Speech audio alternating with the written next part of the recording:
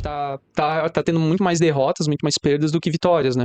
Então isso reforça a urgência da gente construir mecanismos que permita a gente se articular, se reorganizar, qualificar o debate, fazer circular o debate, né, as discussões, e aparelhos como esse, como podcast ou qualquer mecanismos desses, eu acho que pode cumprir uma função muito importante, né?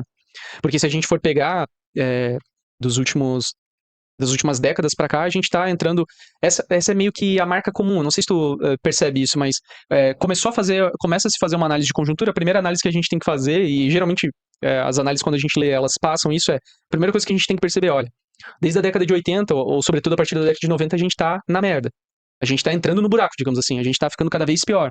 Porque a despeito de qualquer despeito dos inúmeros problemas, por exemplo, com o bloco soviético, com a União Soviética, etc., a queda do Muro de Berlim em 89 e a dissolução da União Soviética em 91, a partir desse contexto, internacionalmente as coisas mudam e em todos os cenários as coisas pioram na luta de classe em todas as regiões do mundo, basicamente, salvo algumas poucas exceções.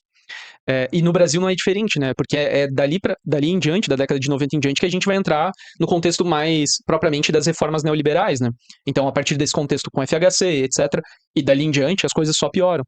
Então, em termos organizativos, o que a gente tem é um declínio dali em diante.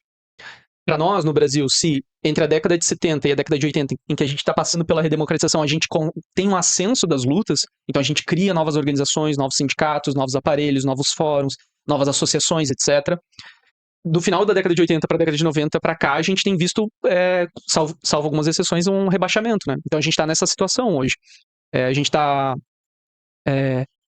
quando a gente entra na crise aqui no Brasil, a partir de 2008, 2011, 2014, a gente leva um ataque em seguida de outro. A gente tem uma reforma atrás da outra, a gente tem um aumento da austeridade fiscal e a gente não consegue ver uma capacidade organizativa que consiga fazer frente a isso.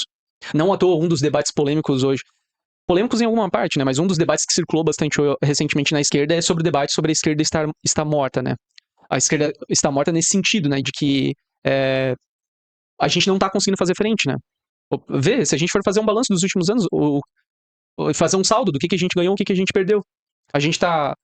Desde o Plano Real, a gente passa por uma política de ajuste fiscal que só piorou a partir da crise mundial. Então, a partir de 2011, 2014, 2015 e, sobretudo, a partir de 2016, com o teto de gasto, a gente está numa política fiscal extremamente deletéria, extremamente prejudicial para as políticas sociais.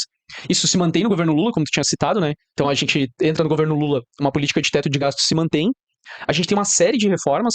Então, a gente teve reforma trabalhista, reforma do ensino médio, reforma previdenciária. Tá para ter uma reforma administrativa a qualquer momento, tá entrando isso em discussão.